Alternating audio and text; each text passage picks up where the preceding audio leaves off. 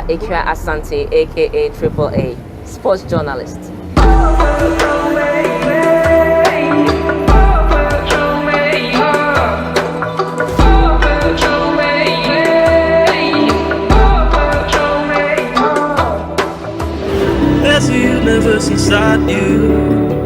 You know, I've been a Ronaldo fan for half of my life. 14 years ago, I became a Ronaldo fan. This made me become a sport journalist. And I know the guy is 33 years old. He might have just played his last World Cup at the highest level.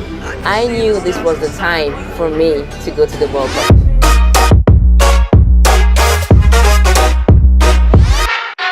Big challenges, because this tournament is a tournament that every sports journalist wants to cover.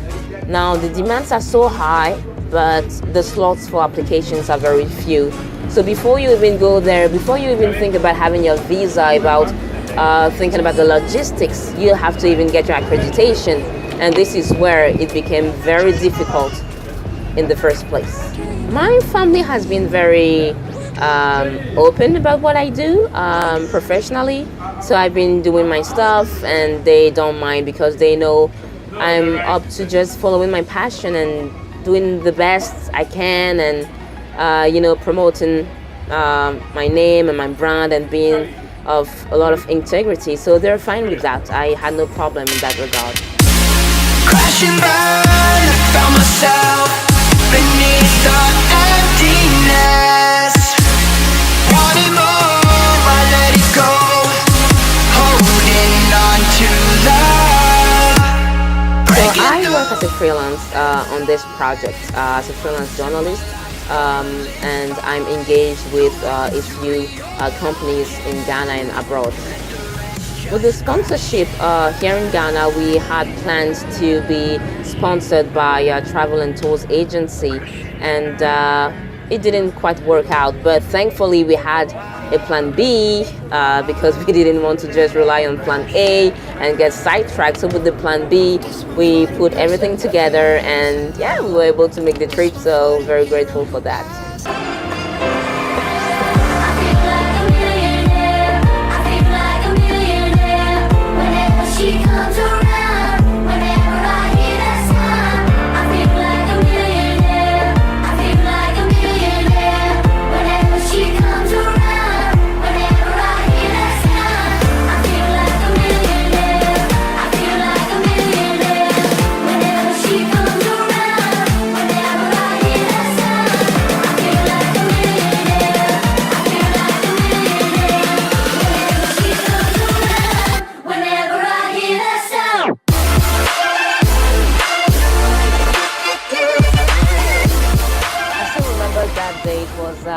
March 24th, it was a Saturday, and I got a mail notification, and it was written from FIFA, do not reply at fifamedia.com.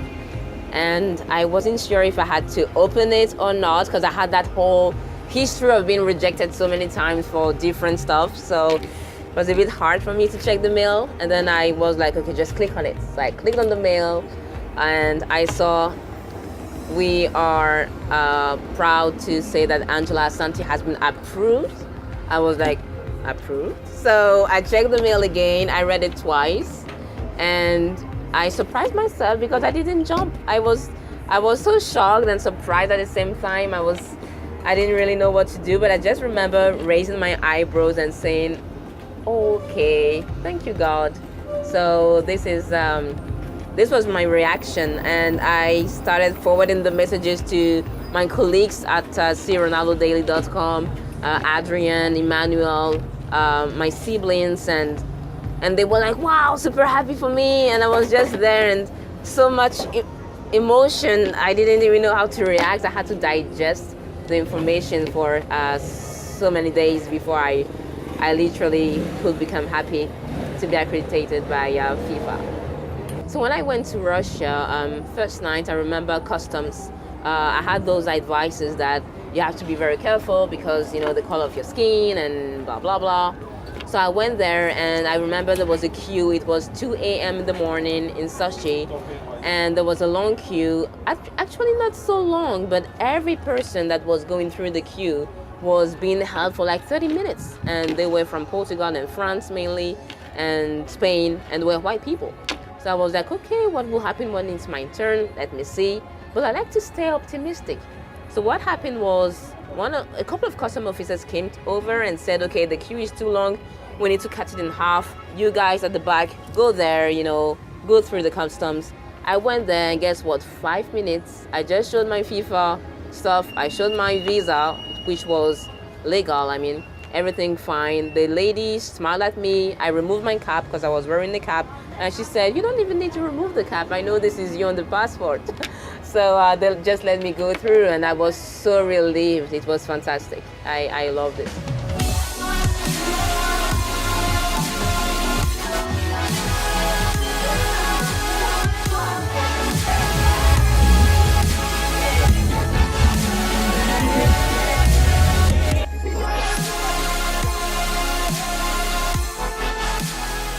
Okay guys, my last time at the Sochi Fish Stadium. I'm gonna miss this place. It's been an amazing place for the media, people like us, fantastic volunteers, always helping out. So the stadium is very big, so you definitely need people that are nice enough to show you where to walk. I wish there were shortcuts though, because getting to the media center is a long walk. So now I'm getting to the place where I can find a bus. I think it's a bit different today because of the fact that they block the roads, so much traffic or something like this. Probably because of the amount of people leaving the stadium. So they had to do this for security reasons. So I'm going there and I'm just seeing the stadium in the background. Fantastic place. Next up, Moscow. Bye.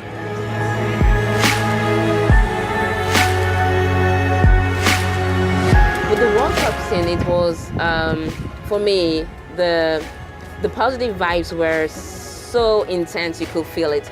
The volunteers were fantastic, great guides, so happy. I believe because they were happy to host people in their country. I'm happy to see a black person, especially.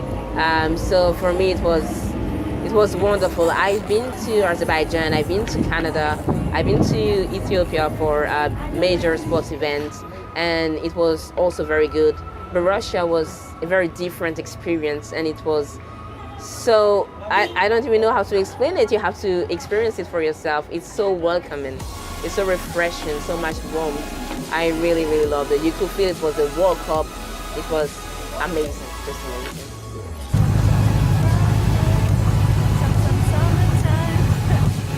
I don't know if you guys hear the song, but we are playing some cool music. Take a song. With Portugal, we were in this group with Spain and Morocco and Iran. And I know Iran, being coached by Carlos Queiroz, were going to be very difficult to beat. Morocco by having Ronaldo, and I was like, those two sides are very tricky. Now the game against Spain was a must-win, and I was like, if we are able to avoid defeat, then there's a chance we're going to go all the way to the last 16 or maybe quarterfinals. That was my expectations. So we did that. I mean, Ronaldo was fantastic with his hat trick. That was the first time I was seeing him play. So for me to see him score 3 goals, I was over the moon. And so it was 3-3, 1 point for Portugal, good start. We played against Morocco, Ronaldo again, match winner, 1-0, so 4 points. And then against Iran, we did our best and we qualified. So it was good for us. And then we met Uruguay, and I had a hunch that Uruguay were better than Portugal and that it was going to be at the end of the road, and this is what happened. But I wasn't so sad in the end because I think Ronaldo played well, and I was also proud about Portugal's overall approach to the games. Each game they were doing their best, but it's a competition. 32 teams, somebody's got to win, so hard luck for Portugal, but I think they will do better in next tournament. For the other countries, I had tipped Brazil, France, or Germany, and England. These were my 4 people to go far. Germany stunned everybody. Group stage, they went home. France, they went all the way, and this was this was it. So I'm not surprised France won the cup. I think they have the team, and this is their moment. You know, before the World Cup, there was this whole propaganda that English fans were going to be hooligans, and you know, some things like there are not going to be enough fans at the World Cup. But it wasn't true. Iran fans, they travel in their numbers. I noticed that fans from Europe were not too present in Russia. There weren't many fans from Portugal. But Spanish fans were there in their numbers, and they really enjoyed Sochi. I remember Brazilian fans, Colombian fans, Mexican fans. They were fantastic.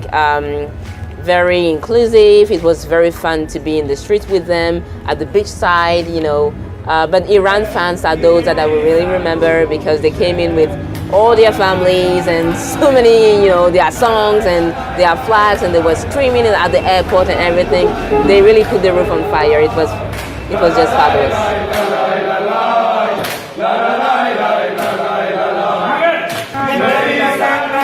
So we are actually, oh wow, all those Iranian fans.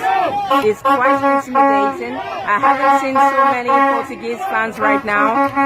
There are a few, and they are maybe 90% of them wearing a Ronaldo jersey. So you want to ask yourself, is Iran playing against Portugal, or is Iran playing against Ronaldo? But the Portuguese fans that I see here, most of them have 7 at the back, Ronaldo written, or their name written, but still with the number 7. So it's interesting to know and to see how people are worshiping Cristiano here more than the Portuguese team itself. And I'm saying I cannot see too many traveling fans from Portugal as in really Portuguese people. The people I've seen with jerseys, they are probably from Sri Lanka, India, Thailand, and all those Asian countries. So where are all our Portuguese supporters here? Like the Iranians, well, they've made the travel, they made the trip, and they are plenty. Bye.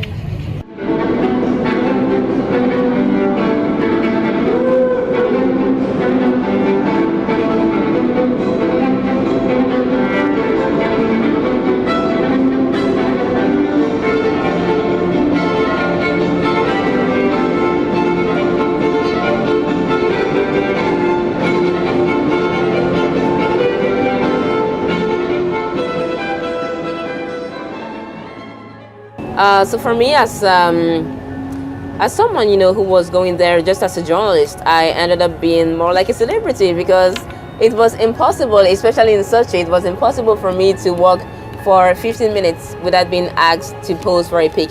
You know, in some countries, people are very rude and they see you more or less like a chimpanzee, so they treat you like, hey, we want to take a pic, then they just put their hands in their fingers, and it's so disrespectful. But with Russians, it wasn't like that. They were trying to speak their best English, even the policemen. So nice, blushing and stuff. And then they'll be like, please, just one photo. And I'm like, why not?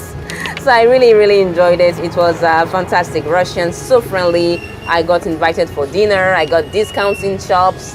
I got gifts. I got so many things just because they were so happy for me to be here. It was an experience that I will never forget. So many memories, so many friends. I got close to Ronaldo twice. The second time, he was busy trying to digest his elimination from the World Cup, so it was normal. But the first time was in Saransk. This is a stadium which I think I will not go there again, because it's in a city. I mean, in Saransk, who really goes to Saransk, you know? But it's funny because I remember this city and the Mordovia Arena as the place where Ronaldo first talked to me. I was in the written press mix zone with about 30 other journalists from around the globe, and Ronaldo, you know, coming by, I remember he opened the door, he came through, he said hi to one of his close friends, and he was working with Ricardo Regufe, who is his personal assistant. And he was just walking by, and I was just looking at him, and I was wearing my cap, my CRD7 cap, which is the cap of my Ronaldo fan side. And he stopped, and his guy was like, no, Ronaldo, move, you know how personal assistants are. And he was still turning his head, talking to me, and he said, I thought that was my cap, CR7, because his brand. And then he said, but it is still very cool, and he was doing it the thumbs up. Ronaldo, what do you think about VAR technology, and are you happy to have avoided Russia? I thought it was CR7 Cup. I'm your fan. Yes, thank you. I was like, Mama, I've made it. I've made it. Ronaldo talking to me, singling me out, endorsing our brand, and guess what? The cap is made in Ghana, and I was like, this is a point for made in Ghana goods. Guys, we can do cool stuff in Ghana, yeah, and the world can like it. Ronaldo can like it. Ronaldo can single it out in a room of 30 other journalists. So this is a moment I will never ever forget. So I remember I was in the press room in the media center, and we were following France against Argentina. It was just before Portugal Uruguay. I had a feeling Portugal were going to go out, but before that I wanted to see Argentina out. At least if Ronaldo is out, then Messi is out too. So the journalists at the table, we were mostly following France, supporting France. So we were all like, yeah, you know, Argentina out and stuff. And then at the end of the game, towards the game, the camera showed Messi in tears, you know, alone at the center of the pitch. And I suddenly felt sad. Like, honestly, I did feel sad for Messi. And I'm openly pro Ronaldo and anti Messi. Of course, not so serious, but you know. But I was just wondering for myself, why am I even feeling sad for the boy? But you know, that's how it is. Crash and burn, I found myself beneath the emptiness. Because I was doing my work, my normal work for the American website I work for, and I was also managing my fan site here, RonaldoDaily.com. At the same time, I was also contributing for two Ghanaian media houses. So it was a lot of work, and I admit that for the first 8 days I was so stressed out that I almost missed out on the fun. I was too much in that element of being, you know, overwhelmed with work. So it was like, why did I even put myself into this? There's so much things to do and stuff. And then I just said, okay, you know what, just be laid back, enjoy yourself, and do your work when you can do your work. I didn't have enough sleep, but I knew that, you know, this was part of all the sacrifices you have to go through if you want to achieve a better thing. And I did achieve what I wanted to achieve. So at the end of the day, I'm very happy with what I had to sacrifice for my reward. So the thing is, the Black Stars didn't qualify. So at that moment, Ghanaian media houses were very reluctant to send Ghanaian journalists to cover the tournament. There was that whole idea that Ghanaians were not going to follow the World Cup. But once again, that was a lie. Ghanaians really followed the World Cup. So there were two journalists in Russia. One was me, and the other one was my very good friend and whom I admire a lot, Senujom from Image.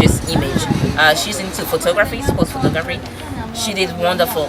She did fantastic stuff out there, and so she was there and I was there, and we were just repping Ghana to the maximum. It was awesome. We did. I think we were unofficial Ghana ambassadors. It was a difficult moment for me at that moment, because it had been like 25 days of intense work every single day. So when the semifinals came on, I was at that moment very ill, and that morning I could not even wake up early. I looked at my watch, and it was already 2 p.m. and I was like, God, am I going to cancel this? Am I going to the stadium, or do I stay back home? And there's this thing with FIFA, is when you've been approved for a match ticket, it's very bad for you to cancel it. So I didn't really want to be like yellow carded for that. So it was a battle between having to go and having to stay, and then I knew it was such a big moment.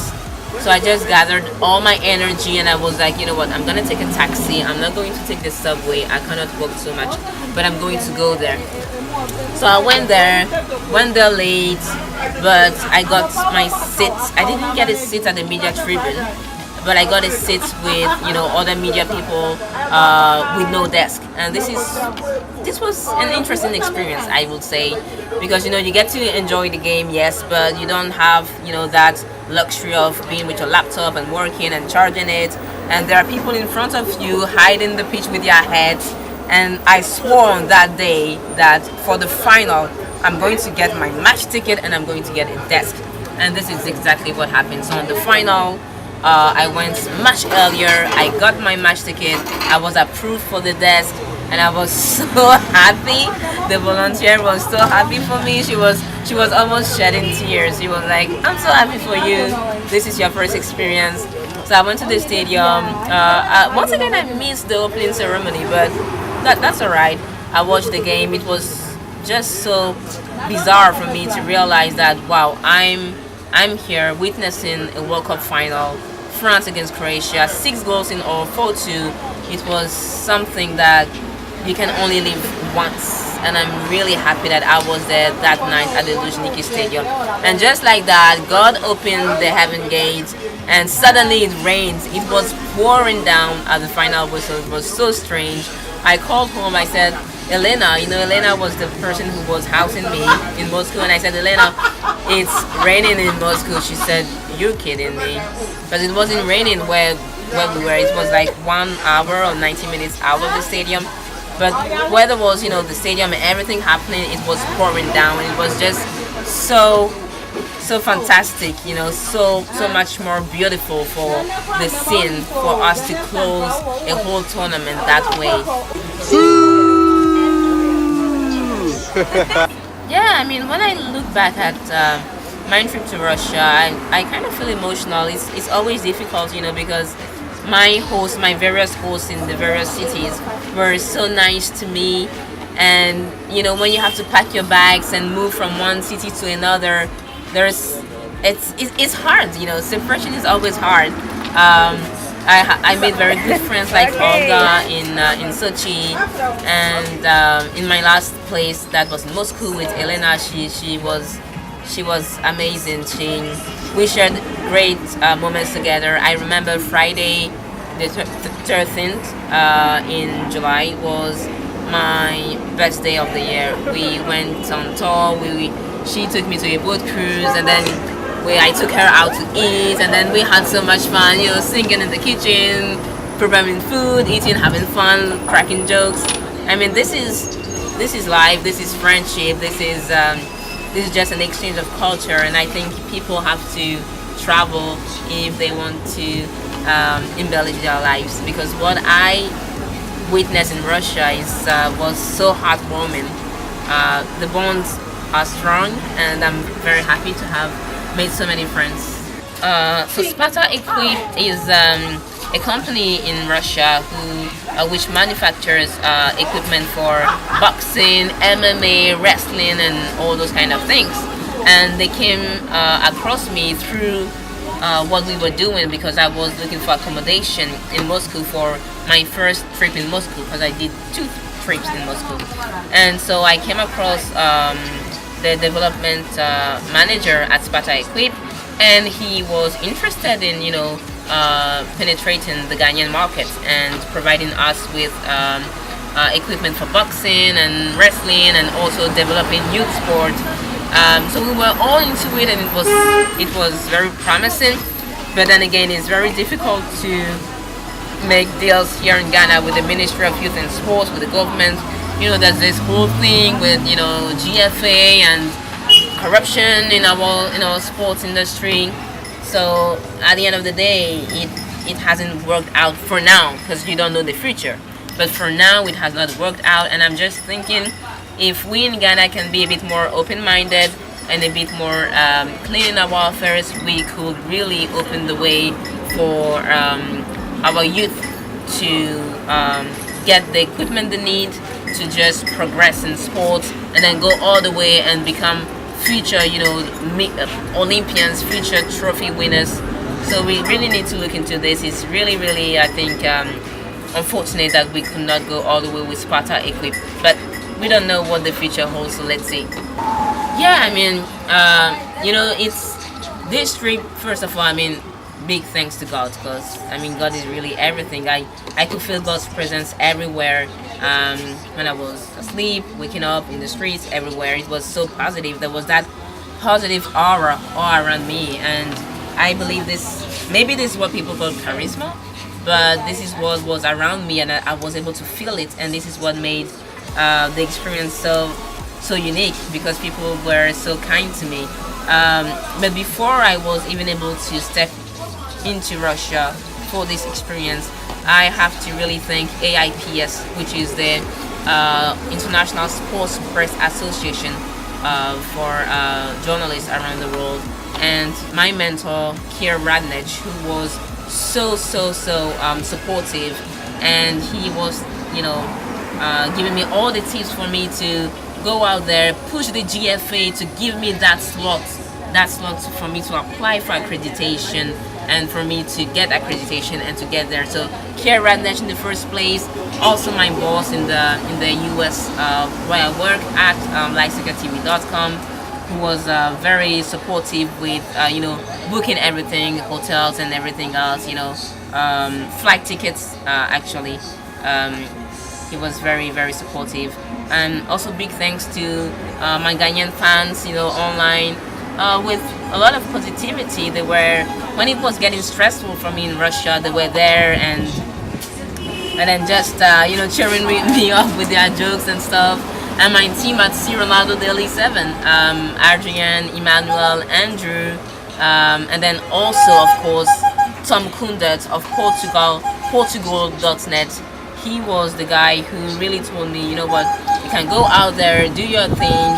You're going to be able to see Ronaldo, and you're going to be able to interact with him and do your stuff. I appreciate all of the people who were on board, my family, who were very supportive in prayers, and of course, lastly, I cannot forget Andrew Nanayao Asari of Instroma TV.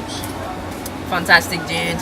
We've been partnering together for almost a year now, and he was the guy who made me believe that, Angie, this World Cup dream can be real, because last year at that time I didn't really believe in going to Russia. I was like, it's not for me, I'm a freelance, how can I get accreditation, how can this work? But then he really gave me that dream. So